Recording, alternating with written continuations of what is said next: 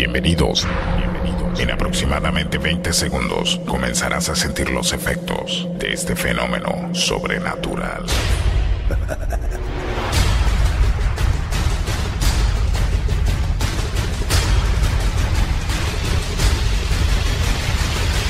Mundo.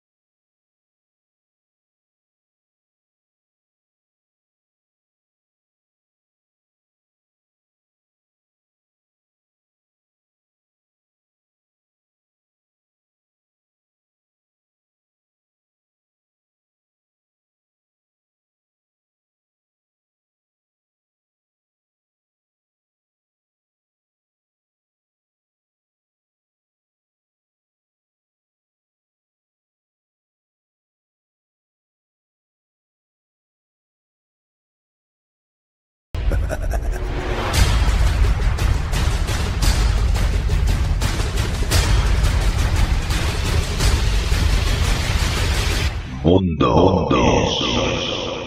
Hoy es un día o es una noche especial, al menos para mí, porque por fin contamos el Mundo Insólito Radio con Pruden Muguruza. Buenas noches, bienvenido, Pruden.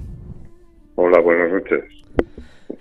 Contaba que es una noche especial porque para mí eres uno de los iconos, sobre todo de la década de los 80, cuando, aunque el tema ya esté muy manido, cuando hiciste una fotografía que supuestamente identificaba, o parecía ser que identificaba, la figura de un objeto volante no identificado, ¿verdad, Pruden? Sí, así fue. Fue en el año 81, a comienzos de los 80. Y bueno, pues la verdad es que ya ha llovido mucho desde entonces, la verdad. Y ha sido, la verdad, bueno, fue una experiencia francamente que transformó bastante mi vida en aquel tiempo, ¿no? Sí, porque tú pasaste de ser banquero, ¿no? Trabajabas en un banco, pasaste a ser ufólogo directamente. Sí, pasé bueno, al principio compaginaba las dos cosas, pero ya hubo un momento en que, bueno, pues dejé lo que es la banca y me transformé totalmente mi vida y me dediqué a todo esto, ¿no? A todo el mundo, no solo de la ufología, sino también de la parapsicología y todo lo que nuestra mente envuelve en su entorno. Tuvo que ser, Pruden, muy, voy a decir fuerte, en un término más coloquial de hoy en día, tuvo que ser muy fuerte aquello que fotografiaste o la experiencia aquella que tú tuviste para que cambiase tu vida de una forma tan radical que décadas después todavía sigue siendo así, ¿verdad? Pues sí, es verdad. La verdad es que fue una experiencia muy fuerte. Y no solamente lo que es la experiencia, sino luego ya que comienzas a contactar y a conocer gente, que bueno, pues ves otras inquietudes, ves otras cosas y te das cuenta de muchas cosas que hasta entonces pues no las veías. O sea, a raíz de aquello pues verdaderamente conocí pues gente muy interesante, ¿no? Comencé en su momento por JJ Benítez y luego pues Fernando Jiménez del Oso, pude conocer, porque además en aquellos años luego organicé unos congresos y pude conocer pues a mucha gente, bueno, Antonio Rivera, Salvador Freixedo, Charles Berlitz, del Triángulo de las Bermudas, o sea, bueno, cantidad de gente que, bueno, pues que veías otras inquietudes y otras cosas que, pues que te abrían la mente, ¿no? Creo recordar, no sé si fue también en 1982 o en el 81 por ahí, que la fotografía tuya fue portada de una revista que se llama Mundo Desconocido. Sí, bueno, Mundo Desconocido, que de todos los que ahora no he nombrado a un gran amigo y gran persona que ya nos dejó hace muchos años, que era Andreas Faber-Kaiser, que era el director de esta revista, y bueno, pues salió en portada, es cierto, y luego a raíz de aquello, porque fue a raíz de ese avistamiento cuando descubrí lo que es las ruinas de Ochate, ¿no? O descubrí que ese pueblo existía ya y lo tenía al lado, además de donde teníamos una casita en un pueblo del condado de Treviño. Y fue a raíz de ese avistamiento cuando, pues, recuerdo además el momento exacto, porque fue un atardecer ya casi de noche que estaban las abuelas, entre ellas mi abuela, que ya era, pues murió con 94, pero había otras abuelas allá, pues también, otra que fíjate que murió con 101 años, y había más abuelas allá, y recuerdo ese momento como me dijeron, dice, pues oye, pues ¿dónde has visto eso que dices que has visto, que fotografiaste y tal? Pues ahí están las ruinas del pueblo maldito.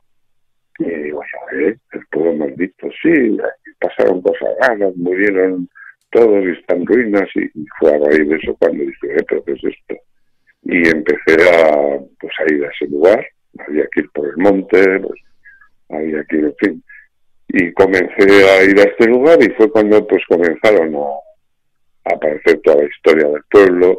Tuve la suerte de en aquel momento el secretario del Obispado de Vitoria pues era amigo, era conocido, y tuve acceso a mucha documentación, a leer, no a sacar nada ni mucho menos, pero sí que a mirar y a tomar notas, y documentación que luego la verdad no sé dónde habrá podido estar, ¿no? Porque otras personas yo creo que no la han encontrado, pero sí que tuve en aquel momento acceso y pude comprobar cómo, pues eso, las epidemias que había habido. Esto te iba yo a preguntar sobre ello, porque claro, lees en distintos y varios lugares que el pueblo maldito, llamado el pueblo maldito, porque se decía que hubo 3 tipos de epidemias distintas que diezmó tanto la población que terminó desapareciendo. Pero yo también he leído en algún lugar que realmente solo hubo una epidemia, no sé cuál de las dos era cierta. Bueno, hubo varias epidemias, en realidad hubo varias, o sea, fueron además como seguidas, ¿no? Pero es que lo de las epidemias y todo, luego, después de tantos años de investigación ya, pues me he dado cuenta que son, vamos a decir, solo adornos dentro de todo el embrollo y todo lo que tenemos aquí, ¿no? En lo que es Ochate en sí. O sea, porque esto viene ya ya te digo, de hace muchos años. Mira, otra de las cosas más importantes, por ejemplo, que hay en lo que es las ruinas de Ochate, precisamente fueron las tumbas que descubrí, ¿sabes? Y es curioso porque uno de los días que iba a Ochate, pues a andar por allá, por sus ruinas, a mirar, a investigar lo que pudiera, ¿no? Cuando todavía, claro, no lo conocía nadie ese pueblo. Y pues uno de los días que fui, pues entre unas rocas y unas hierbas que había y tal, pues vi unas piedras con una forma extraña, ¿sabes? Y a raíz de eso, pues cogí una azadita y tal, y empecé a limpiar todas las hierbajos que había por encima, y empecé a excavar aquello, y fue cuando empezaron a aparecer esas tumbas, ¿no? Esas tumbas que lo curioso es que todas son pequeñas, porque aproximadamente de 1 metro, y es curioso porque además otra de las cosas, vamos a decir, claves, es que son tumbas que están fuera de tierra sagrada, cuando en aquellos años nadie enterraba a la gente fuera de lo que era o la iglesia o el entorno donde se enterraba a la gente, ¿no? Lo que eran las necrópolis de aquella época, y menos todavía en una zona que estaba controlada por los templarios. Entonces, ¿a quién pertenecen esas tumbas? Si no está en Tierra Santa, supuestamente no... Eso precisamente es lo que yo explico en el libro que he publicado sobre la verdad de Ochate, el pueblo maldito, y ahí es donde digo precisamente, donde doy las claves, ¿no? De qué es lo que, bueno, lo que pasó. No nos vas a decir quién crees tú que está enterrado ahí, pero nos puedes dar una pista, por lo menos. No, sí os lo voy a decir. Ah, entonces perfecto. No, claro que te voy a andar aquí con...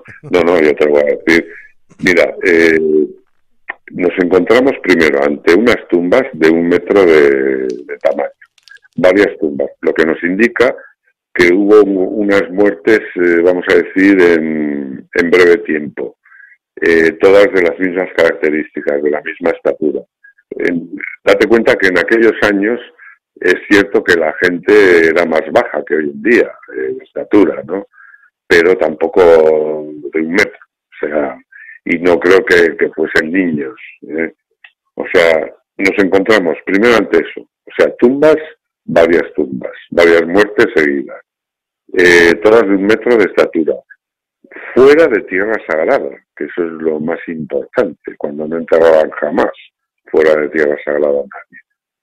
Y luego, lo más curioso es que el río que pasa por al lado de las tumbas, un riachuelo que pasa, que surtía de agua a todos esos pueblos de por allá, es curioso que le pongan de nombre sepelio, entierro. O sea, que la traducción signifique eso. Esto nos indica que nos encontramos ante un sepelio, un entierro diferente a lo normal, que para ponerle el nombre a un río, ¿no? O sea, son muchas cosas. ¿Y qué es lo que digo yo que hay allá? Pues bueno, pues precisamente son seres extraterrestres de 1 metro de estatura, pues como los que coinciden que ha habido pues en lo del accidente, por ejemplo, de Roswell, ¿no? Uh-huh. También seres de 1 metro de estatura, y además ya explico por qué y todo. Lo que yo creo es que en Ochate es una puerta energética. O sea, Ochate es una puerta energética, es vamos a decir, una fuente de energía para nosotros totalmente desconocida, pero no para estos seres de otros planetas que de alguna forma se surten de esta energía. Entonces, ¿qué pasa? Pues que hubo un momento en esa época, vamos a decir, cuando los templarios controlaban esa zona, que de hecho construyeron la iglesia, fíjate, una iglesia con todo lo que conlleva, montaron todo alrededor, todo el pueblo, o sea, todo lo que es la zona. Ellos lo controlaban todo y luego al cabo de unos años lo abandonaron sin más. O sea, nunca abandonaban después de todo el trabajo que conllevaba el construir una iglesia, todo. O sea, y de repente abandonarlo y dejarlo aquello abandonado, ¿no? O sea, y durante 500 años estuvo abandonado. Entonces no es normal eso. Entonces, ¿qué ocurre? Pues que yo, ya explico en el libro, que hay unos ciclos cada 34 años que se abre esa puerta, vamos a decir, que es lo que significa Ochate, puerta secreta. De alguna forma esa puerta se abre. Y esa puerta hace que estos seres venidos de otros planetas, que yo creo, también lo explico en el libro, que precisamente vienen de las Pléyades, porque también las Pléyades se rigen por ciclos de 34 años. Entonces, ¿qué ocurrió? Pues que en esa época alguna de las naves que vino pues tuvo un accidente o tuvo un problema importante. Entonces, ese problema importante que ocasionó pues que estos seres hubo varias muertes o tuvieron problemas, o incluso los templarios incluso igual batallaron contra ellos, claro, los veían como seres demoníacos o seres que venían, vamos, y claro, esta gente me imagino que sí, con toda la tecnología y lo avanzados que fuesen, pero me imagino que igual no estaban armados o preparados para un accidente de ese tipo, ¿no? Por eso lo de esas muertes que te digo que están todas continuas. ¿Y qué ocurrió? Pues precisamente, seguramente además, que algunos quizás sobrevivieron, incluso pudieron estar con los templarios y en el pueblo hasta que pasó otro ciclo de 34 años que se volvió a abrir la puerta y volvieron a por ellos, que fue cuando, claro, los templarios, al ver que al cabo de 34 años otra vez volvía a aparecer otra nave de esas con otra vez seres, vamos a decir, demoníacos, pues así fue cuando luego ya abandonaron totalmente el pueblo, ¿no? Y lo dejaron totalmente abandonado. Y además se llevaron todos los restos de todo lo que había, porque las lápidas se comprobó cómo no habían sido tocadas a lo largo de los años, y cientos de años, pues ya digo que estaban totalmente cubiertas por vegetación y por tierra y por todo, y no había restos ni simbología, que normalmente se ponía simbología en la roca o en piedras, no había restos de huesos ni nada. O sea, estos se desvolvieron, se llevaron todos los restos, todo lo que quedaba de los que probablemente tuvieran el accidente ese que tuvieron anteriormente. Sí. Y bueno, pues ya te digo, es que es una historia que es muy larga para contar, ¿sabes? Pero es muy interesante y verdaderamente yo creo que con el tiempo pues se irán viendo cosas. Lo que pasa es que para ello, claro, habría que hacer pues vamos a decir, una inspección arqueológica, pero muy a fondo en toda esa zona para, incluso ya te digo, descubrir cosas que pudieron quedar algún resto, que claro, aunque intentaron llevarse todo, pero siempre probablemente algo quedaría, ¿no? Vamos, permíteme aclarar un poquito la historia del lugar en el sentido geográfico, puesto que aunque Ochate pertenece a la provincia de Burgos, Castilla y León, tú has mencionado que los archivos te los dejaron en Vitoria, porque realmente los archivos de Ochate está en Vitoria. En el obispado de Vitoria. Lo digo más que nada para la gente que es fuera de España que nos sigue, que son unos cuantos. Has dicho que Ochate significa puerta y no sé, a mí se me ocurre, ¿eso podría ser una especie de puerta dimensional para que estos seres extraterrestres nos visitaran de una manera más rápida? Sí, puede ser una puerta dimensional, una puerta, ya te digo que es energía lo que se mueve allá. De hecho, mira, todas las manifestaciones que se producen, hay mucha gente que va a Ochate y piensa que aquello es como un mercado paranormal, que allá vamos a ver apariciones, vamos a hacer psicofonías, vamos a ver de todo, ¿no? Y no es así, ¿no? O sea, lo que realmente se produce, lo que hay ahí es una energía. Es una energía que yo creo que de alguna forma que nosotros no controlamos puede llegar a producir o a crear incluso cosas. O sea, es tal esa energía, que ya digo que es una fuente desconocida para nosotros, que nosotros sí todavía actualmente conocemos muchos tipos de energías, ¿no? Pero date cuenta que hay otras energías que aún desconocemos, que no hemos llegado a descubrir. Y yo creo que esta precisamente es una de ellas.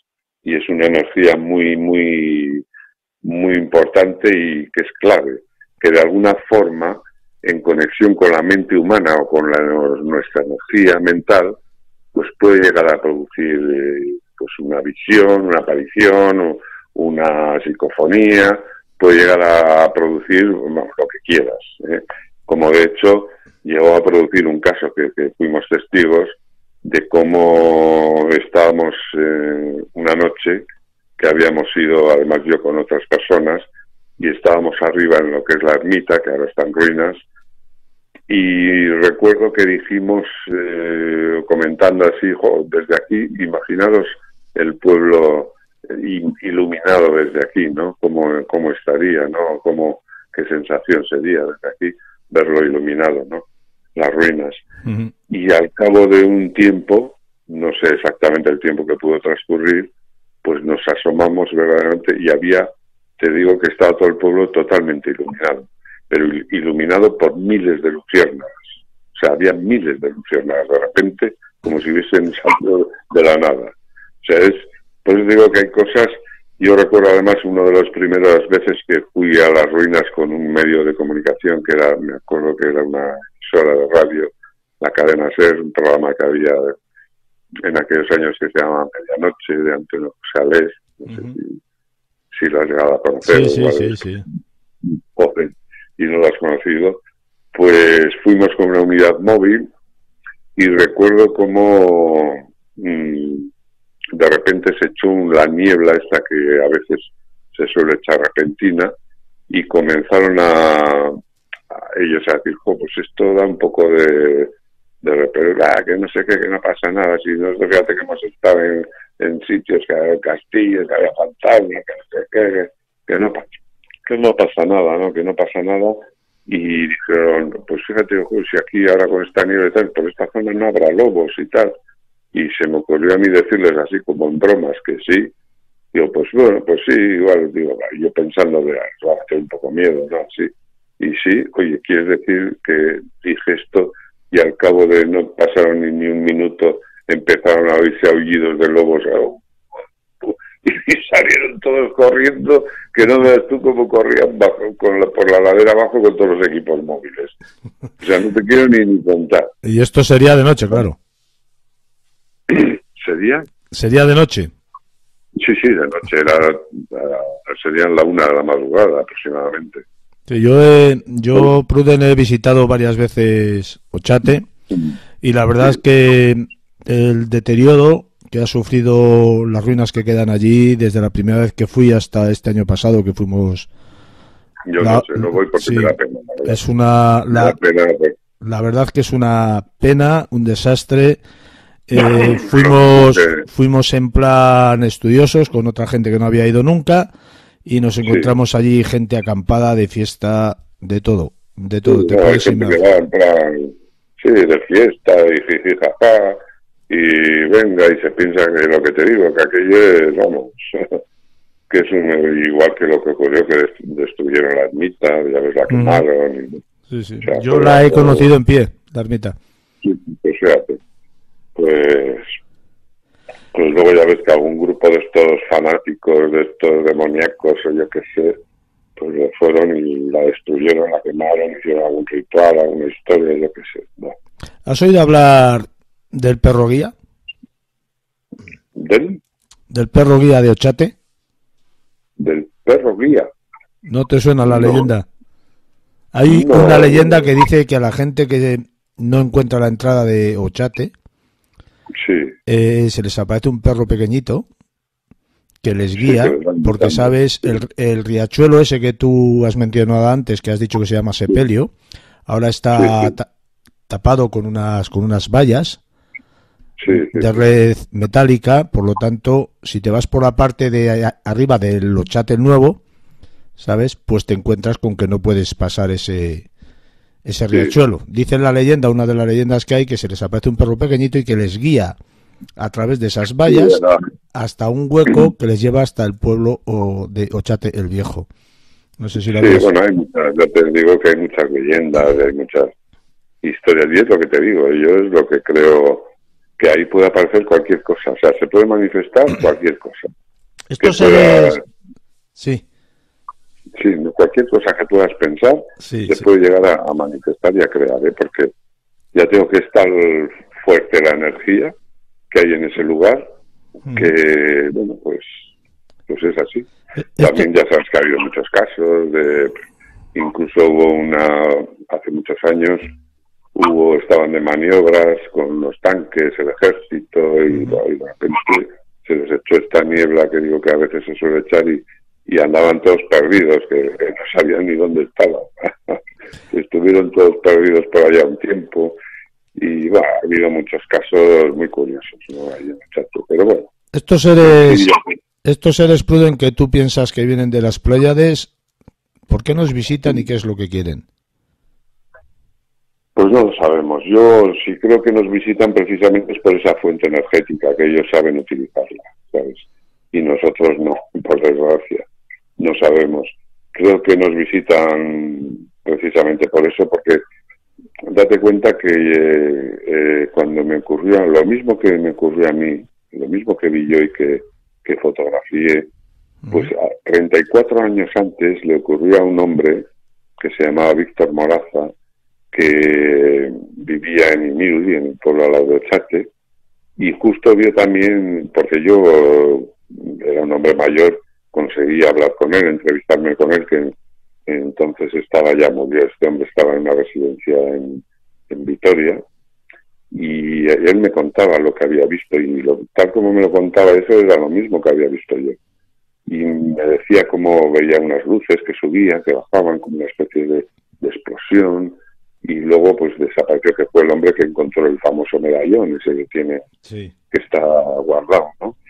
Y él me contaba lo que vi, y era exactamente lo mismo, y había sido 34 años antes, lo mismo que si luego fue en el año 47, que fue también en julio también, y fue cuando lo de Roswell también, el accidente de Roswell, y cuando, o sea, yo creo que hay, cada 34 años hay una época en todo el planeta que de alguna forma es como si se abrieran ciertas, vamos a decir, fuentes o energéticas y vienen a utilizar. Porque al fin y al cabo en este mundo, y es lo que explico yo también en el libro, la evolución lo que hace que todo evolucione es la energía. O sea, es la energía lo que hace que evolucionemos y que de una forma u otra. Y por eso te digo que yo creo que estos seres, pues bueno, pues han evolucionado más porque saben utilizar fuentes energéticas que nosotros todavía no sabemos utilizar. Lo mismo que nosotros. Sí. ¿A qué obedece que el ciclo sea de 34 años y no de 27, por ejemplo? No, por eso te digo, por haciendo cálculos y yendo en el tiempo, ¿no? Viajando en lo que le pasó a este hombre en 34 años antes. Luego, si vas 34 años antes, pues también tienes, también fue otra de las primeras casos que se conocen de que hubo avistamientos ovnis en todo el planeta, ¿no? Que veían como estrellas que iban por todo el planeta recorriendo y fue de los primeros casos. O sea, por eso te digo que yo creo que es cada 34 años y por eso te digo porque Pleione se rige por 34 años también y es que por eso digo precisamente que puede ser de ahí, ¿no? Porque además la ermita, sí, que es una de las cosas que me quedé una noche perplejo, que de estas que vas, que estaba investigando, de esto que, bueno, que me había llevado mi latita de sardinas, o no recuerdo qué era, que sí, mi refresco y tal, y estaba la noche allá pues un poco ya tomando y salgo de la ermita, y claro, cuando todavía estaba en pie, ¿no? Que había unas mesas allá con, pues tipo como antiguamente los conversos con el plato ahí parado en la mesa y todo, y me acuerdo, salgo y justo digo, pues si está, y justo salgo de la ermita, digo, pues si está orientado a las playas, o sea, las playas enfrente, digo, justo, la orientación. Por eso te digo que yo creo que son cada 34 años. Cada 34 años... Sí, cada 34 años, desde 1981 que tuviste tú la experiencia, más 34 en el 2015. En el 2015... Sí, 2015. ¿Pasó algo? Pues lo mismo. Ya ha habido casos, pero ya dije yo, pero ahí nadie fue, o sea, había que haber ido allá a estar en Ocharte, pero dices y la gente no te cree, ¿sabes? O sea, piensan que, y esto, no, ¿sabes? La siguiente para el, perdón, la siguiente para el 2049. Pues para el 2049. Así que yo para entonces no creo que esté por aquí, pero bueno. Si alguno que nos está viendo está, pues que se apunte la fecha y en el 2049 que esté por allá, que seguramente que algo pasará.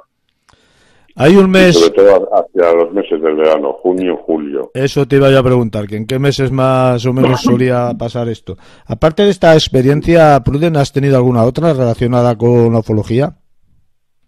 Sí, he tenido alguna otra, sí. Sí.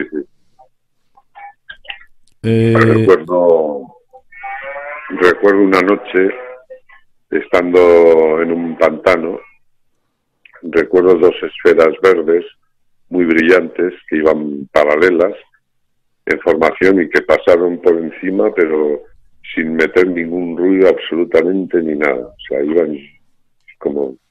No, esa es la única experiencia, lo demás así más experiencias no, la verdad es que no he tenido. De todas maneras, una experiencia, Ochate, que te ha marcado toda una vida, por suerte sí. para ti, porque creo que es una experiencia, yo pienso que tener una experiencia ufológica de algún tipo que sea verdaderamente relevante es tener suerte. Yo creo que tú has tenido suerte. Bueno, suerte, no sé. Suerte por tener la experiencia. Yo no sé si ya suerte en la vida o no, ya es otro cantar. Pero encontrarte con una experiencia ufológica donde tú puedas certificar personalmente que hay seres de otro planeta que nos visitan, para mí es una suerte. Sí. Yo te digo que verdaderamente lo que pasó ahí en Ochate, pues yo estoy convencido que fue algo eso, de lo que he estado explicando. Uh-huh. Yo creo que hay un accidente, una nave, ahí enterraron a estos seres y al cabo de 34 años, cuando se volvió a abrir la puerta, pues volvieron y se llevaron todos los restos y todo lo que había del accidente que había ocurrido, ¿no? Ochate, y por eso fue... Sí. Dime. No, y por eso fue cuando, lo que te he dicho, los templarios abandonaron toda esa zona y dejaron todo abandonado, cuando después de todo el trabajo que les costaba todo construir, además que era una zona de paso hacia el norte de Castilla, o sea, toda esa zona era una zona estratégica, ¿no? Y que la abandonaran así de forma misteriosa, pues yo creo que la razón fue esa también. Es extraño, sí. La verdad sobre Ochate, el pueblo maldito, es un libro que se encuentra de venta online en formato en Amazon en formato PDF, ¿verdad? Que todavía está por ahí, así que está en papel, no, porque en papel pues ya sabes, porque hoy en día las editoriales, mira, estuve hablando, si te digo la verdad, con una editorial, lo leyó el editor, le encantó el libro, dijo que era maravilloso, pero luego no sé qué fuerzas extrañas hubo, que a los 2 días me dicen, no, mira, más adelante, a ver, o sea, un día sí y a los 2 días me dice que no sé qué pasó, algo raro pasó, ¿sabes? Bueno, pero ahí está, el que quiera saber la verdad sobre Ochate, el pueblo maldito de primera mano, escrito por el autor de aquella experiencia fantástica del año 1981, portada en todos los medios de comunicación del momento, pues en un formato de PDF en Amazon y a un precio bastante económico. Y 4 euros, me parece que son, o sea que ya ves. Algo irrisorio. Sí, algo irrisorio para estos días. Prudel Muguruza, ha sido un enorme placer tenerte en el Mundo Insólito Radio, te estoy eternamente agradecido y recibe un fuerte abrazo. Cuando queráis, ya sabes que te puedo contar muchas experiencias que he tenido a lo largo de mi vida, que han sido muchas, ya no solamente en el campo de la ufología, sino también en el campo de la parapsicología, O sea, que he vivido, date cuenta que he tenido una consulta durante más de 30 años y me he encontrado con de todo, vamos. Buenas noches, un abrazo, Algo. Un abrazo, buenas noches.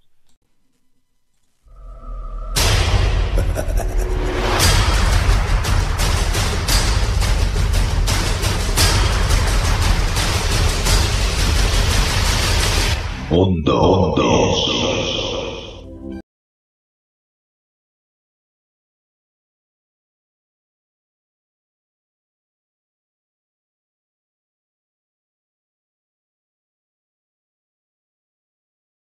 Nació en la ciudad de Alicante, donde cursó los estudios de la carrera de Ingeniería Técnica de Informática. Es maestro en Informática por el Ministerio de Educación y Ciencia y analista de sistemas informáticos.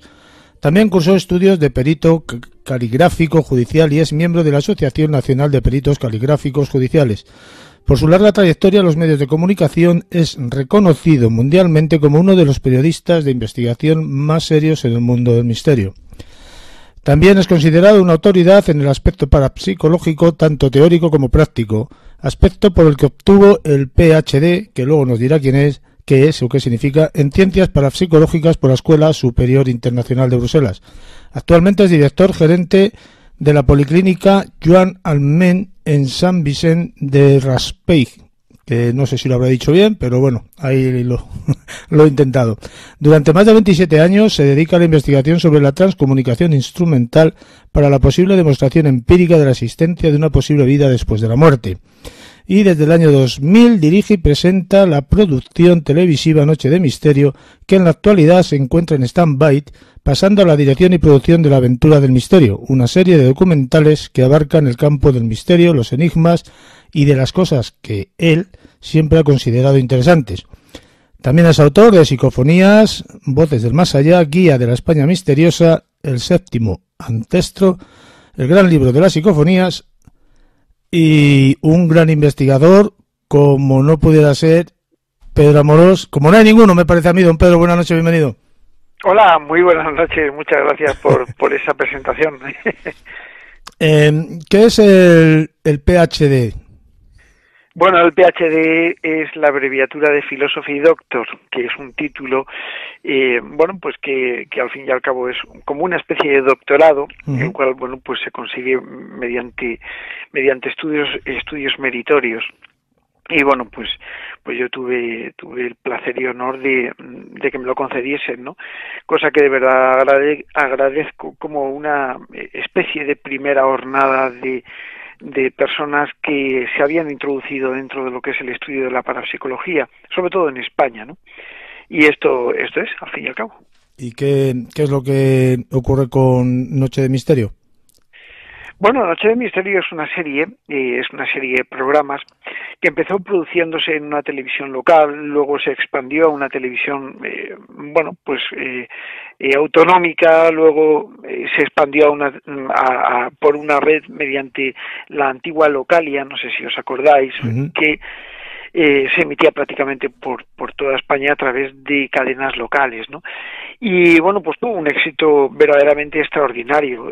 Tenía, según el estudio general de medios que hicimos, medidas de shares, es decir, de visualización y de target brutales, ¿no? No sabíamos cómo es posible que una serie producida mediante un coste bastante bajito, pues pudiese tener una aceptación tan grande con el público, ¿no?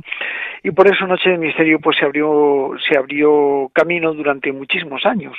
Estuvo 7 u 8 años en producción, en parrilla de programación prácticamente, creo que se emitió pues unas 160, 180 televisiones aproximadamente, y bueno, pues gustó muchísimo, y esa es un poco la historia de Noche de Misterio. Ahí quedó en stand-by con un proyecto muy bonito que se hizo a través de una plataforma finlandesa y a través de los estudios de la Ciudad de la Luz, que ahí quedó, ¿no?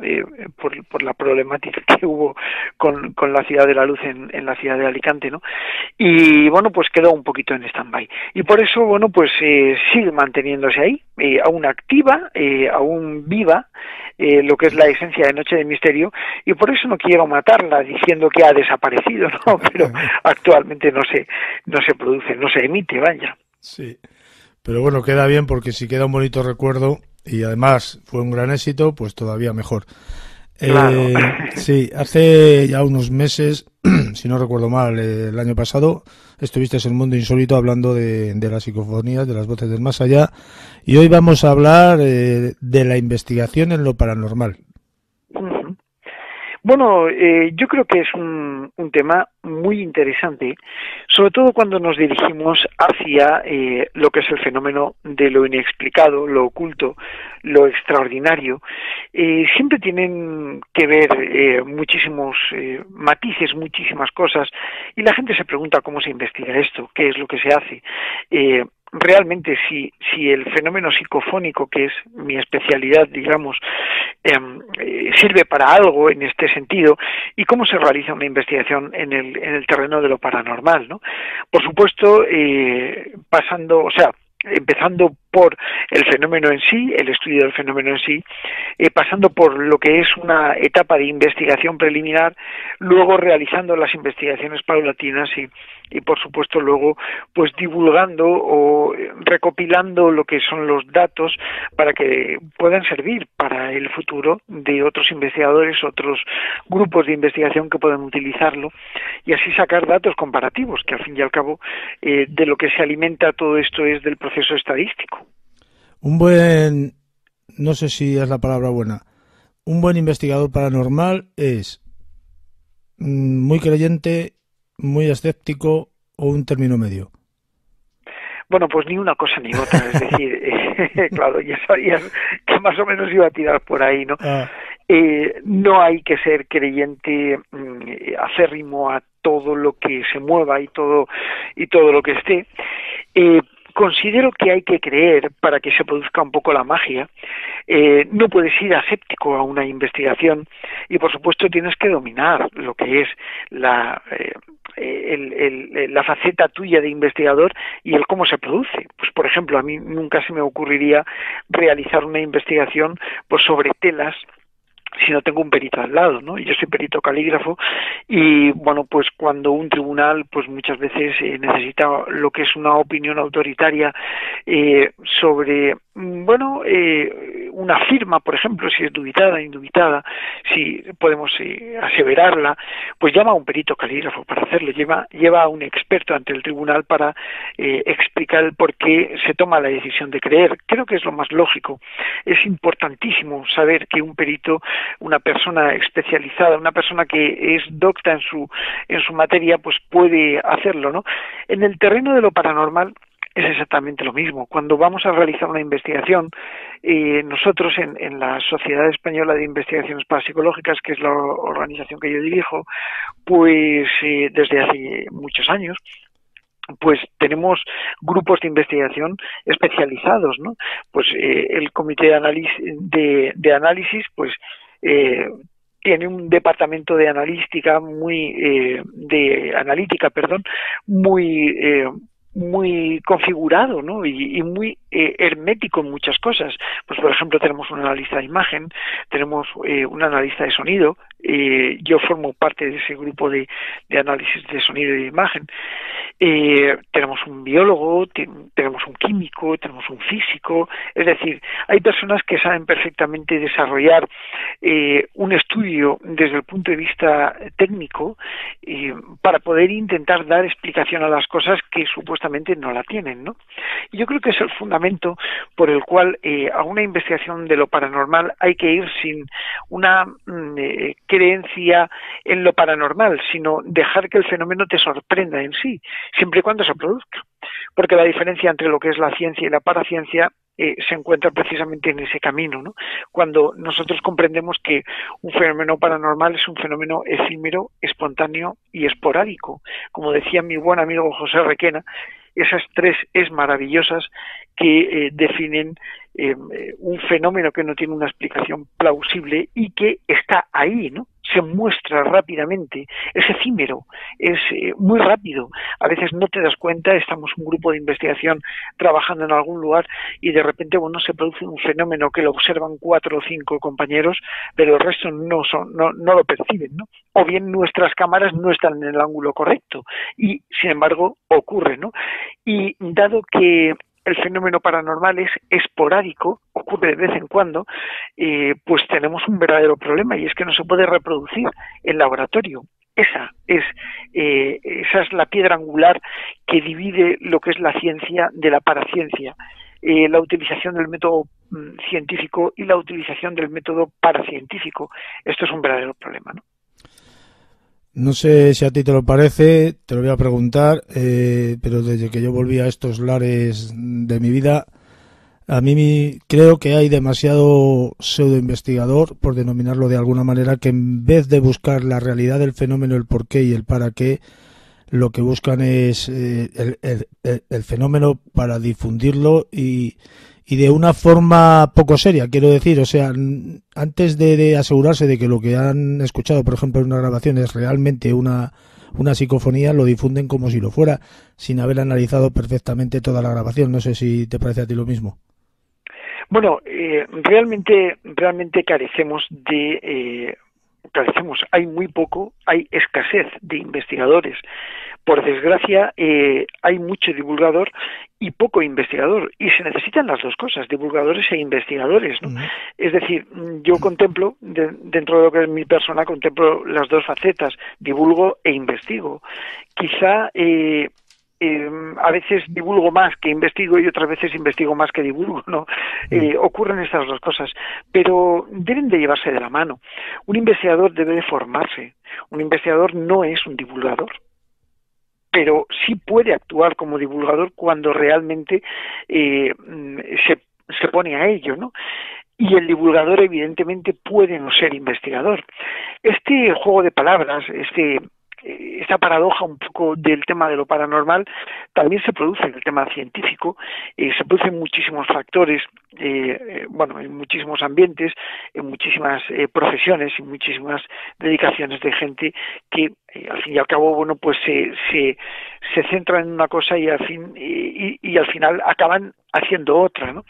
En este sentido, por desgracia, en la parapsicología no hay una formación, porque no existe la carrera de parapsicología en España, no existe una formación académica formal que realmente pueda llevar a cabo a crear un colegio especializado de parapsicólogos, por ejemplo. Sería muy difícil, estaría muy controvertido. Se intentó, se hizo por el Instituto Hispanoamericano, y se consiguió un avance bastante importante, pero este avance cambió radicalmente, sobre todo cuando un sector bastante detractor de la parapsicología intentó y en muchos casos consiguió pues tapar lo que es la evolución de la parapsicología desde el punto de vista más analítico, más, no me gusta decirlo así, pero podríamos decirlo científico, porque no es lo mismo, insisto, y esto fue muy importante durante una temporada para que mucha gente se dedicase a desprestigiar lo que era la parapsicología. Esto sumado a la aparición de muchísima gente que se autotitulaba parapsicólogo sin ni siquiera saber lo que es, por ejemplo, una psicofonía, o quien era mi buen amigo Germán de Argumosa o Sinese Darnell, que eran precursores de la investigación, o muchos otros que ya han fallecido, ¿no? Bueno, pues esto causó que la gente viese en las televisiones gente que se autodenominaba parapsicólogo y bueno, pues echaban las cartas, leían las manos y todas esas cosas, que no digo que no se pueda hacer por un parapsicólogo, claro, pero estas personas se hacían tarjetitas de parapsicólogo para que les vinculasen con el ocultismo, cosa muy, muy, muy problemática, porque no tiene nada que ver, ¿no? Un parapsicólogo es un investigador, un buscador de realidades que examina lo que es la parapsicología, lo que va más allá del campo psicológico, y que supuestamente, digo supuestamente porque tampoco no se sabe a ciencia cierta, es nuestra mente la que faculta y propulsa la gran mayoría de fenómenos paranormales que se producen. Así, de este modo, pues la parapsicología cayó en declive y a través de redes sociales, a través de demás sitios, pues hubo mucha gente que dejó de creer en la parapsicología como investigación, y juntaban lo que era el investigador parapsicólogo con el charlatán, entre comillas, porque no todos lo son, que salía en la tele a decir que yo pongo los brazos en cruz y hago fu y quito los espíritus de aquí, pero pero ¿de qué me estamos hablando, no? Claro, esto cae en tela de juicio y la gente valora, y entonces, mete a todo el mundo en un mismo saco. Esto luego, posteriormente, con algunas investigaciones muy puntuales, como por ejemplo la que se realizó durante muchísimos años, llevamos 23 años investigando las caras de Belmez, en este pueblecito en Belmez de la Moraleda, en la provincia de Jaén. Claro, aquí tenemos un problema muy importante porque se considera uno de los fenómenos extraños más importantes de la historia, ¿no? Y claro, nos lo encontramos aquí y lo investigamos de una forma certera, lo investigamos muy cerca del fenómeno, in situ, allí pasamos mucho tiempo, descubrimos cosas, y los propios detractores utilizan este tipo de cosas para poder desprestigiar lo que primero la función, la figura de los investigadores, y luego lo que es el fenómeno, diciendo que si los investigadores son basura, que es como ellos nos llaman, pues el fenómeno es basura, ¿no? Entonces no pueden aseverarlo. Esto es un poco, lo que te acabo de contar es un poco la historia de la parapsicología, cómo ha cambiado a lo largo del tiempo y los motivos que han ido produciendo. Sí, puede ser que quizás me hayas respondido ya a la pregunta que te voy a realizar, porque están los que son investigadores que buscan el fenómeno para hallar en ellos una demostración y una explicación de los que ellos creen, y están también los investigadores que buscan el fenómeno para demostrar que no existe y que es toda una mentira. Bueno, fíjate esto que has dicho es muy importante tenerlo en cuenta. Hay un momento en el año 1350, creo recordar, donde Guillermo de Ockham establece lo que es la famosa navaja de Ockham, y es que la respuesta más sencilla suele ser la más correcta, pero le quitan el suele y dicen que es la más correcta, ¿no? Con lo cual, vamos a ver, ¿qué es más sencillo, creer que un fantasma existe o explicarlo? Bueno, o no existe. Pues lo más sencillo es pensar que no existe porque no se puede explicar. Así de sencillo, con lo cual no existe. Esta navaja de Ockham es la que muchos detractores utilizan para definir los fenómenos, con lo cual, ¿para qué van a investigar algo que no existe? No pierden su tiempo, con lo cual, ergo, no investigan. Los detractores, en la mayoría de ocasiones, no investigan. Esto es un problema que tenemos. Los parapsicólogos, las personas que creemos en la parapsicología, por convicción y por demostración, porque yo soy bastante objetivo y no me creo muchas cosas, pero las cosas hay que demostrarlas, evidentemente, ¿no? Pero para demostrarlas hay que investigarlas. No hay detractores que hayan investigado. Sí es verdad que hay investigadores que durante mucho tiempo han intentado obtener resultados y no los han conseguido, y se han pasado al lado detractor porque dicen, como yo no los he conseguido, no existen.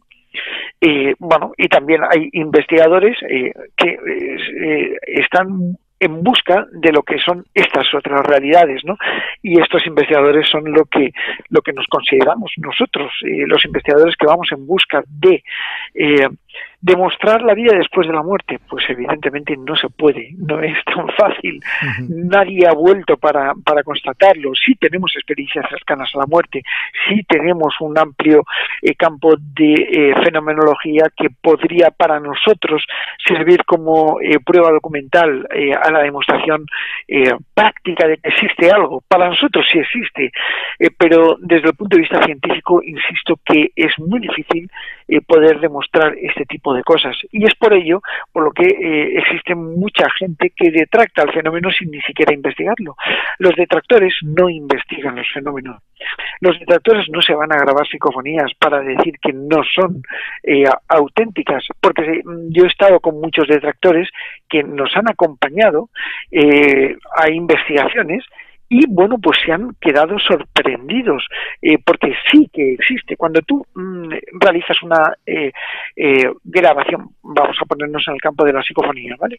Cuando tú realizas una experimentación psicofónica, donde técnicamente se puede realmente establecer que técnicamente es correcta esta grabación, es decir, no hay errores técnicos cuando hay un controlador técnico de sonido que está diciendo que efectivamente la grabación se ha realizado correctamente, como bueno, ha pasado muchas veces en la historia, y yo lo he hecho muchas veces, ¿no? Y luego obtenemos una voz que sale del silencio, que quizá se produzca por una transformación energético-sonora del propio sonido ambiente, ¿no? Que contesta una pregunta coherentemente, que demuestra una inteligencia en esa contestación y que realmente está ahí porque produce una interferencia en el espectro auditivo del momento en el que se capta. Entonces es cuando decimos que se produce una psicofonía de verdad, ¿no? Que son las que con las que tenemos que trabajar. Y el detractor no tiene más remedio que aceptar la evidencia de que se ha producido algo. ¿Que lo quiere vincular al mundo de los muertos? Pues sería un error. que lo quiere vincular al mundo de los espíritus, pues sería otro error.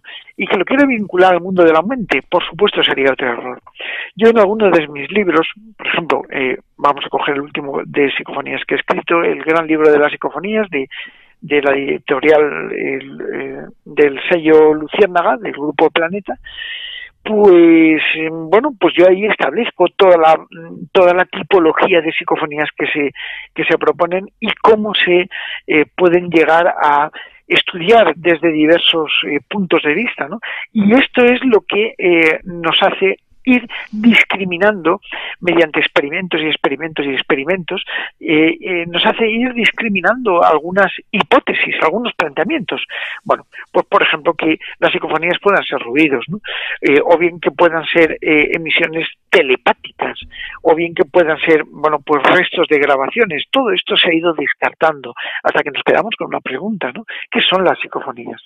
¿Qué es lo que nos conduce a pensar que una voz ha quedado ahí y que nos responde coherentemente a una pregunta que hemos realizado, ¿no? Entonces, si existe inteligencia y técnicamente está bien producida esa grabación, pues tenemos que aceptar que esa grabación está ahí.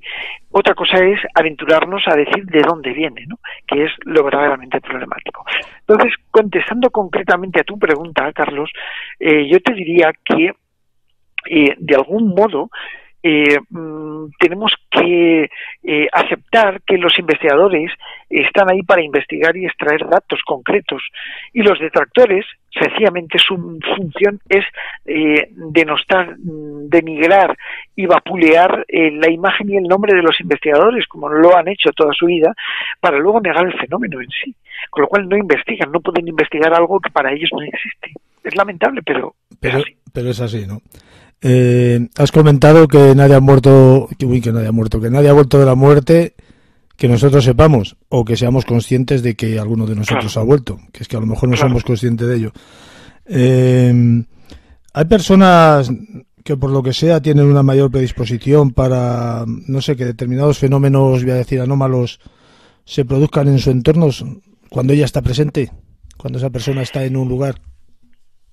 Es indudable que sí. Tenemos verdaderos paragnostas, que es lo que se conoce en parapsicología como a estas personas, las personas que tienen facultades de origen psíquico. Bueno, pues por nombrar algunos conocidos, Uri Geller, por ejemplo, Mónica Nieto, Eusapia Paladino, Nino Grádova, bueno, pues otros tantos, Ted Serius, no sé, se me ocurren mil, pero todos estos son personas que están ahí con facultades psíquicas, pero no significa que sean exclusivos. Yo he hecho muchos experimentos en público, de hecho en las asambleas que realizamos la Sociedad Española de Investigaciones Parapsicológicas cada año, nos reunimos y realizamos experimentaciones en público, donde bueno, pues se establecen niveles de psiquismo de las personas. Antiguamente se utilizaban cámaras aisladas como para realizar las pruebas Ganzfeld, donde había personas que eran sometidas a estudios psicológicos y parapsicológicos, y bueno, pues se denostaba, bueno, pues a través de cartas Zener o a través de impulsos luminiscentes que tenían una pauta, a través de sonidos que generaban vibraciones delta, por ejemplo, determinaban el nivel de psiquismo que tenían estas personas. Es lógico pensar que haya personas que tienen más facultades que otras. No todos somos iguales. Hay personas que son más sentimentales, hay personas que son más frías, hay personas que tienen un grado de arte, vamos a llamarlo así para que todo el mundo nos entienda, es superior a otros, ¿no? Es decir, que tienen ese gusto o esa sensibilidad artística que les hace ser especiales. No podemos comparar a Pepito Pérez, y que me perdonen todos los Pepito Pérez que nos escuchen, o a Pedro Amorós, por ejemplo, que soy muy malo dibujando, pues no podemos compararlo con Miguel Ángel o con Leonardo da Vinci o con personas que a lo largo de la historia han demostrado, o como Goya, ¿no?, que son verdaderos artistas, Picasso y otros tantos que forman parte de lo que son el colectivo de artistas mundiales, ¿no? Entonces, claro, no no podemos compararlo porque la sensibilidad es distinta. Claro, no podemos comparar una persona que tenga facultades naturales para producir esta energía, sí, PSI, que realmente es la propulsora de los fenómenos paranormales. Hay una máxima en parapsicología que se dice y que afirma que los fenómenos paranormales se alimentan de los propios sujetos en estados alterados de la mente. Los estados alterados de la mente es lo que se produce en determinadas situaciones, pues por ejemplo en el momento donde vamos a tener vibraciones hipnopómpicas, hipnagógicas, es decir, cuando se entra y cuando se sale del sueño, en determinados momentos de nuestro periodo del sueño, cuando tienes una enfermedad grave, cuando se muere un ser querido, cuando tienes una pérdida grave, cuando tienes un problema que te está asediando tu cabeza, se producen, pues estados alterados en la mente, ¿no? Y este cuadro psicológico de estados alterados, que está muy definido, es la antesala, el precursor o el potenciador de los fenómenos paranormales. Fíjate, te voy a poner un ejemplo para que veas cómo trabajamos a veces para experimentar. Cuando nos vamos a ponernos, imaginémonos en un día de verano total, donde hace un calor asombroso y nos vamos a una playa de la provincia de Málaga, Alicante, por ejemplo, ¿no? Donde, está la playa llena de gente a las 12 del mediodía, todo el mundo allí tomando el sol, cosa brutal, porque para mí es brutal, pero es que a mí me gusta poco la playa, también te lo digo. Pero el caso es que está ahí, está tomando el sol y se pone a grabar una psicofonía. ¿Puede aparecer alguna psicofonía? Sí, por supuesto que sí, pero no es lo mismo ponerte ahí donde todo el mundo está gritando, el ruido del mar que es insoportable para grabar psicofonías, el sonido del viento que hace la brisa, etcétera, etcétera, el propio calor que no te deja ni concentrarte, el sudor, todo. Vale, pues ahora trasládate, por ejemplo, a Belchite, a las 12 de la noche de un día de invierno, donde hay una soledad brutal, donde es sepulcral el sonido, donde hay silencio total, ¿no? Grabas una psicofonía y no es lo mismo ponerte a grabar. La condición, fíjate que el hecho es de grabar psicofonías, utilizas el mismo aparato, es la misma persona, tienes la misma predisposición, pero el momento no es igual, el lugar tampoco es igual. ¿Qué es lo que pasa ahí? Pues pasa una cosa muy importante y es el psiquismo con el que se produce. ¿Es necesaria la presencia de un investigador? No. A través de el experimento de doble ciego se ha demostrado una y otra vez que la presencia del investigador no es necesaria para poder captar psicofonías. Pero, ojo, sí es muy importante que existan personas con psiquismos destacados a la hora de realizar una grabación psicofónica, por ejemplo, ¿no? O bien una captación de una imagen paranormal tipo fantasmogenia, para intentar captar un fantasma, en pocas palabras, ¿no? O para establecer una comunicación ouija. Sí que se puede hacer en cualquier momento, sí se puede practicar en cualquier momento, pero evidentemente cuando tú tienes una sugestión colectiva o tú llevas a una persona que es un neófito dentro de la investigación y lo sometes a un miedo intenso diciendo vamos a grabar psicofonías en este lugar donde murieron casi 8.000 personas en una masacre brutal, claro que esta persona entra en un estado alterado y ese estado alterado a veces lo utilizamos los investigadores para detonar el fenómeno, para que empiece la producción fenomenológica, ¿no? Fíjate si es sutil y fíjate si es sencillo poder llegar a comprender cómo a través de un estado alterado de la mente es capaz una persona de detonar un fenómeno paranormal, ¿no? Con lo cual, sí, que hay personas con más facultades para realizar captación paranormal, de fenómenos paranormales, para experimentar, si hay personas con más facilidad que otras, ¿no? Y esto quizá se despierta en un sentido o en otro.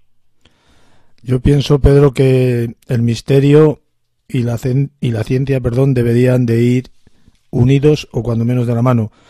Sin duda. ¿Por qué la ciencia denosta tanto a la parapsicología? Bueno, porque se ha creado también un ambiente muy enrarecido alrededor de la parapsicología. Te lo decía antes, cuando hablábamos de esperpentos que aparecen en televisiones diciendo que pueden, que pueden ver el futuro, qué tal, y sí, a ver, es como si, no quiero ni mucho menos hacer una comparación errónea, pero para hacernos una idea, es como si los pacientes de un psiquiatra se pusieran una bata y se pusieran a ejercer de psiquiatras. Los parapsicólogos estudiamos a la gente que tiene fenómenos paranormales. Se llaman paragnostas, como decía antes, ¿no? No es lo mismo un parapsicólogo que un paragnosta. Bueno, pues aparecen paragnostas por ahí, por las televisiones, diciendo que son parapsicólogos. Y como no hay una regulación académica que lo pueda llegar a contemplar, lamentablemente, pues está denostado. Y la ciencia no puede llegar a admitir esto. Hay mucho advenedizo por ahí que dice, no, yo soy científico porque leo las manos. ¿Pero qué estás diciendo? Un científico es un científico. Un parapsicólogo puede ser científico, por supuesto que sí, pero un paragnosta que no tenga una formación no puede ser científico. Entonces, ¿tú de qué vas? ¿De parapsicólogo, de estudioso, de investigador? ¿De qué vas? Porque simplemente te has puesto una túnica y dices que echas las cartas del tarot. No eres un parapsicólogo, eres un paragnosta, eres un psíquico, eres una persona que eres estudiado por los parapsicólogos que realmente están estudiando tu potencial psíquico para ver hasta dónde llegas, ¿no?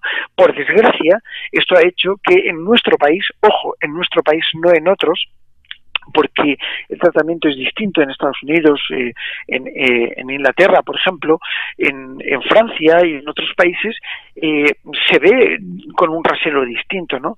Pero en países como, por ejemplo, México o como, por ejemplo, España, la ciencia ha tenido que determinarse mucho en decir, por favor, señores, no nos mezclen ustedes con los parapsicólogos, que nada tenemos que ver con ellos, ¿no? Nos han metido a todos en un mismo saco. Por desgracia, esto es así, pero los verdaderos investigadores buscan la realidad de los fenómenos. Nosotros en la Sociedad Española de Investigaciones Parapsicológicas tenemos muchísimos investigadores que son científicos. Y claro, esto es importante tenerlo en cuenta porque de algún modo el científico se siente denostado cuando dicen no, es que usted es un parapsicólogo. No, perdone, yo soy un químico que estudia parapsicología. ¿Y por qué no? Si la parapsicología es bellísima. O sea, ¿por qué no puede un químico o un físico o un astrofísico estudiar, por ejemplo, bellas artes? Por supuesto que sí, solo que, pues bellas artes, si se hubiera, pues por ejemplo, te voy a poner un ejemplo muy concreto.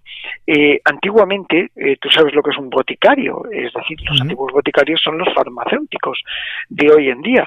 La farmacia es una ciencia absolutamente ortodoxa que está regulada por el Ministerio de Educación, donde existe una formación disciplinar que contempla lo que es un colegio de farmacéuticos y una formación académica. Bien, pues a Nostradamus, a Jean-Michel de Nostradamus, o de Notre Dame, como queramos llamarle, lo expulsaron de la Facultad de Medicina en el año 1530, o un poquito antes, por simplemente ser boticario. Con lo cual, esto, es decir, por practicar el arte de no solamente la alquimia, sino la química y, por supuesto, de la farmacia.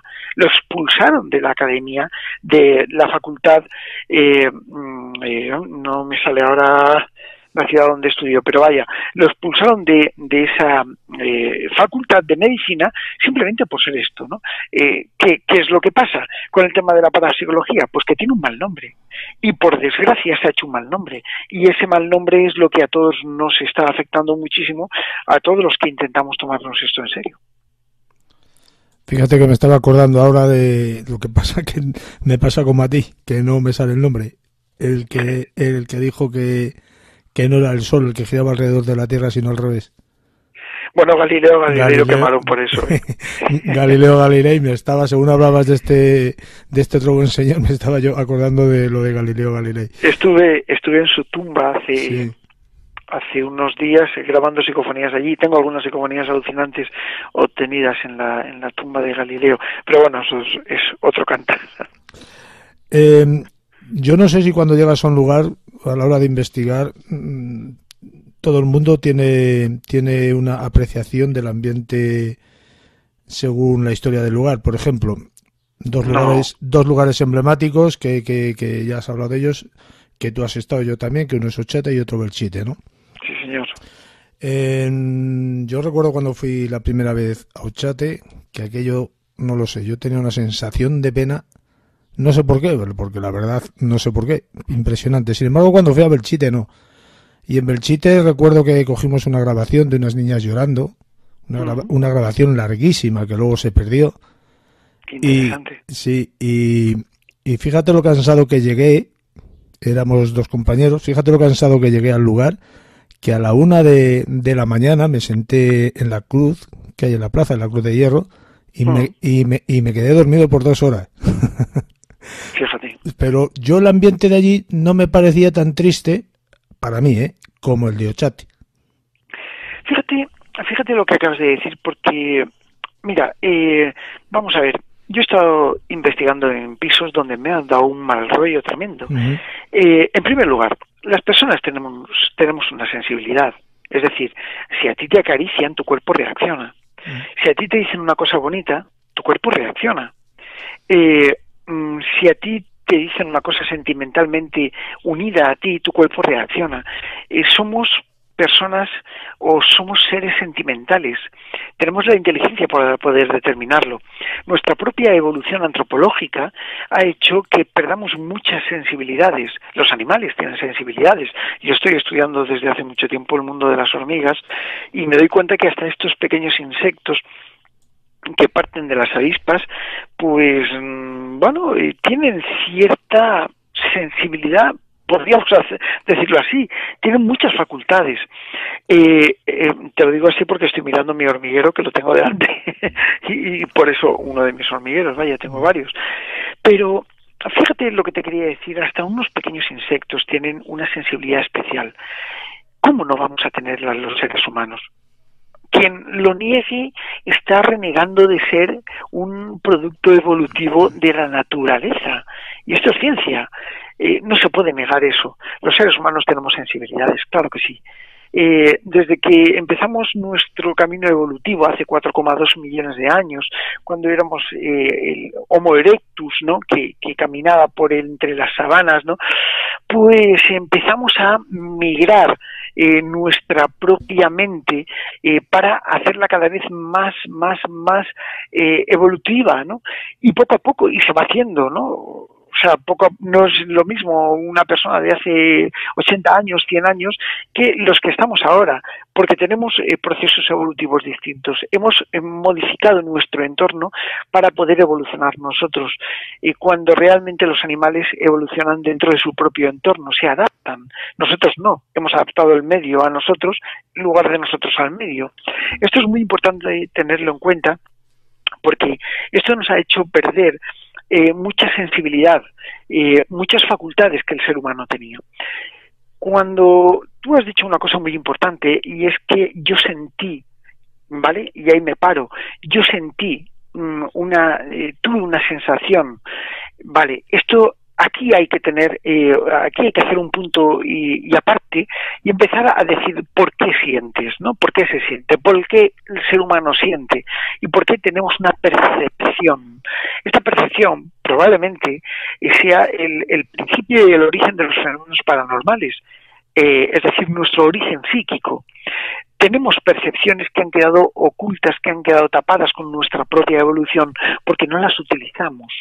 Por eso hay gente que poco a poco sí que ha conseguido mantener, o que sencillamente ha conseguido mantener, o que se le han despertado, o que no se le ha tapado lo que es ese grado evolutivo, y bueno, pues tienen sus facultades a flor de piel.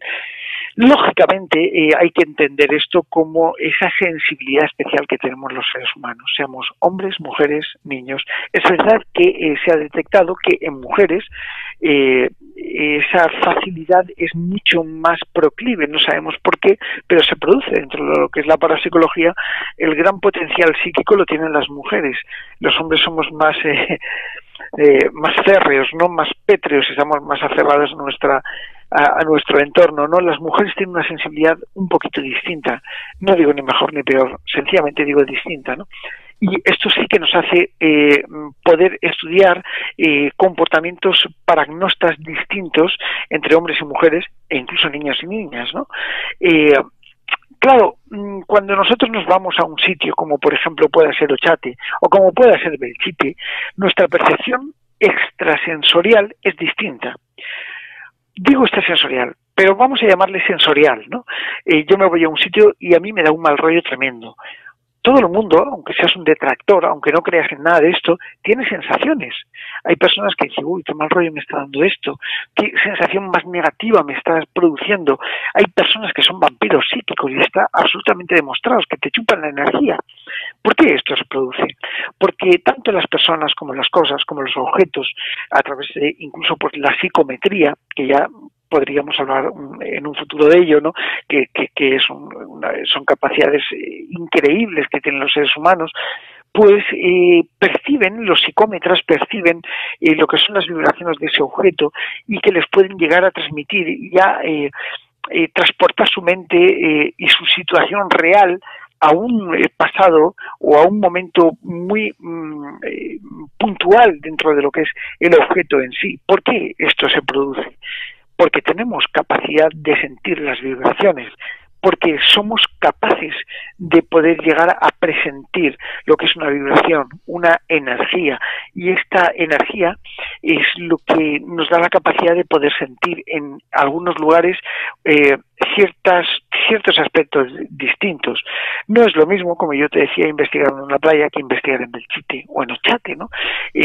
A mí, por ejemplo, yo obtuve psicofonías en varios puntos de Ochate, pues por ejemplo en la torre de Ochate obtuve mi mayor número de psicofonías en este lugar, pero en otros lugares de Ochate, además que bueno, era agosto cuando estaba investigando y me estaba nevando encima, con lo cual fíjate hasta qué punto allí el clima cambia, ¿no? Y las circunstancias cambian, pero por supuesto que nos afecta mucho el lugar, ¿no? No es lo mismo estar en Belchite o en Ochate o en el lugar donde están las casas de Belmez, ¿no? O el lugar donde se haya producido un fenómeno paranormal recurrente, es decir, que se produzca una y otra vez, que en un lugar donde no se produzca, ¿no? Claro, la condición del ser humano, la condición del investigador es muy importante tenerla en cuenta. Has hablado de la sensibilidad de los animales. Yo entiendo y sé por experiencia que los perros son uno de los seres, de los animales que tienen esta cierta sensibilidad hacia lo del otro lado, por así llamarlo. ¿Por qué, o es que yo no lo he visto nunca, por qué no se lleva a los animales a las investigaciones? Sí, se llevan. Sí que se llevan, sí, desde hace muchísimo tiempo. De hecho, las primeras investigaciones en parapsicología, hablo de tiempos de Joseph Rhine, donde bueno, pues se experimentaba en laboratorio, se veía lo que era el comportamiento, se estudiaba el comportamiento de los animales en situaciones límite, ¿no? Y estamos hablando de situaciones donde bueno, pues se producían, pues por ejemplo, una casa encantada, ¿no? De hecho, si no recuerdo mal, yo leí un libro que se titulaba Aquí vive el horror, que fue el título traducido de Terror en Amityville. Todo el mundo conocemos esa faceta de esta casa que se encuentra en Amityville, ¿no? Donde ocurrieron una serie de asesinatos y ha sido objeto de muchas películas y de muchos guiones cinematográficos y de muchos libros, donde se experimentaba y llevaban animales, ¿no? Llevaban una rata, llevaban una serpiente y veían la diferencia de comportamiento de estos animales en determinadas situaciones, ¿no?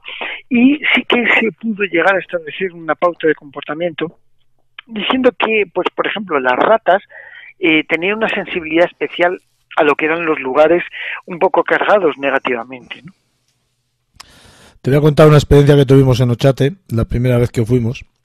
Claro.